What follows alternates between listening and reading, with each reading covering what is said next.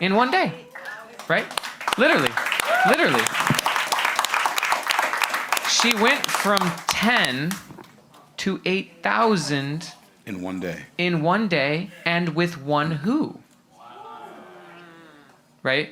And so to Myron's concept of leverage, these are what I call super who's, right? So I wrote who, not how, but super who's are the ones with the leverage to get you to your goal.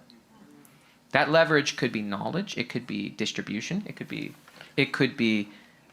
technology, it could be capability, right? That one who had leverage in that he already had 8,000 clients.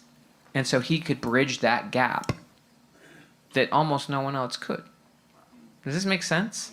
So I want you to see something. This is a book called The No Rules Rules, written by Reed Hastings.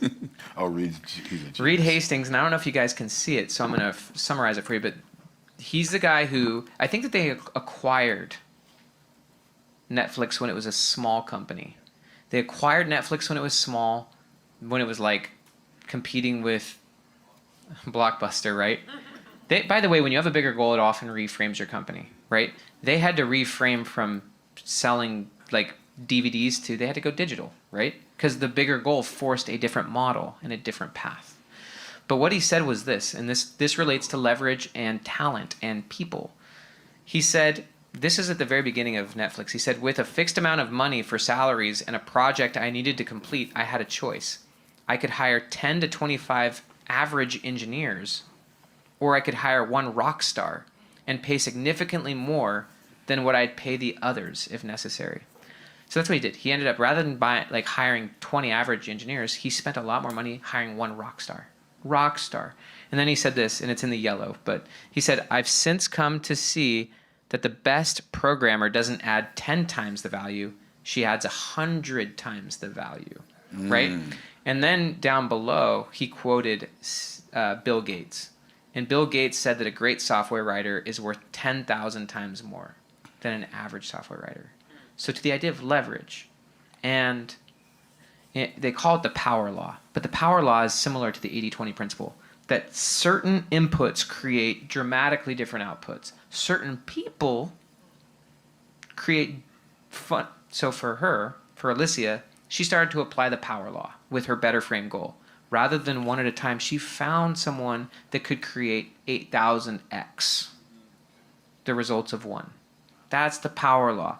And so when you're going for big goals, and if you're going for scaling a company, we call those super who's. Those are the kind of people that you need involved in your project, but they won't be interested in your project if you have a small goal, or if it's not a clearly defined goal. If you're trying to do too many things for too many different people, how are you going to attract that talent or those partners?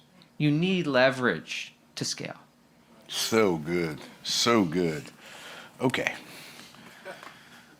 Brains have been sufficiently bent into a new shape and a new form. So, but Alyssia, just to say, she's the humblest person you'll meet. That goal scared her, but by better pathways thinking, she took a great thing. She'd worked so hard for a great project. But a lot of us have great projects or ideas or knowledge, but we don't get to the better path, right? And she did have to sell her company. She did have to let go of her coaching practice. She had to let go of a lot of things that she was doing to scale this thing. So, but I'm just telling you, to the point of Myron, she's not different than any of us. She just found a better path and made a commitment to doing it and was willing to let go of her old path and her old business when that was required. So.